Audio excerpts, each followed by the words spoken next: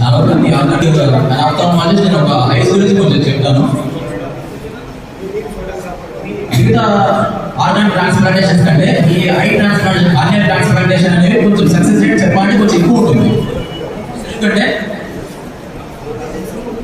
మన బాడీలో రక్త ప్రసారం లేదు, అది తక్కువ ఉన్న అవయవాల్లో ఈ కార్నియా అనేది ఈ రక్త ప్రసారం తక్కువ ఉన్నప్పుడు దీనికి జనరల్గా సక్సెస్ రేట్ అనేది చాలా కొంచెం ఎక్కువ ఉంటుంది కంపేర్ టు అదర్ ట్రాన్స్ప్లాంటేషన్స్. కాబట్టి ఒక మనిషి చనిపోయాడంటే ఒక మనిషి ఇద్దరు మన వ్యక్తులకు మనం చూపించడానికి అవకాశం ఉంటుంది.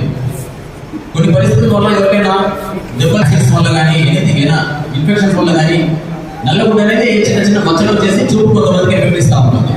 మన శుక్లాలలో అయితే చాలా అది చాలా అడ్వాన్స్ అయిపోయింది. ఈ కార్నియల్ ట్రీట్మెంట్ అనేది మాత్రం దానికి ఆర్టిఫిషియల్ మనం కార్నియల్ అనేది తయారు చేయలేదు.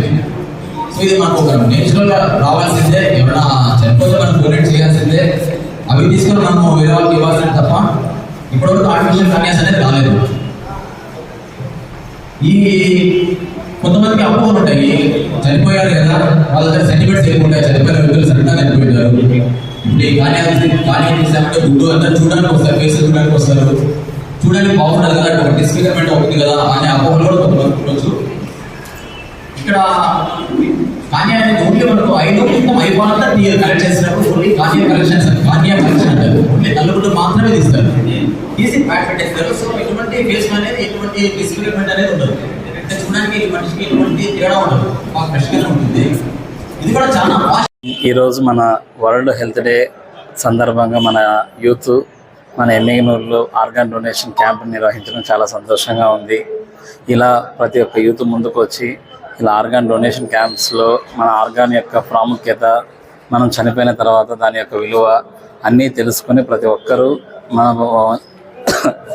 మన బాడీలో ఉన్న ప్రతి అవయవం ప్రతి ఒక్కరికి ఉపయోగపడుతుంది. మనం చనిపోయిన 10 మందికి పునర్జన్మని ఇవ్వవచ్చిన ఉద్దేశంతో నేను కూడా ఈరోజు ఇక్కడ ఆర్గాన్ డొనేషన్ క్యాంప్లో నా అవయవాలన్నింటినీ రాసిచ్చాను. అలానే ప్రతి ఒక్క యూత్ ప్రతి ఒక్క మనిషి ముందుకు వచ్చి వాళ్ళ యొక్క అవయవాల్ని చనిపోయిన తర్వాత కూడా జీవంగా అంటే మనం పునర్జీవనం ఇచ్చినట్టుగా అందరికీ ఉపయోగపడే విధంగా మనం డొనేషన్ చేయాలి.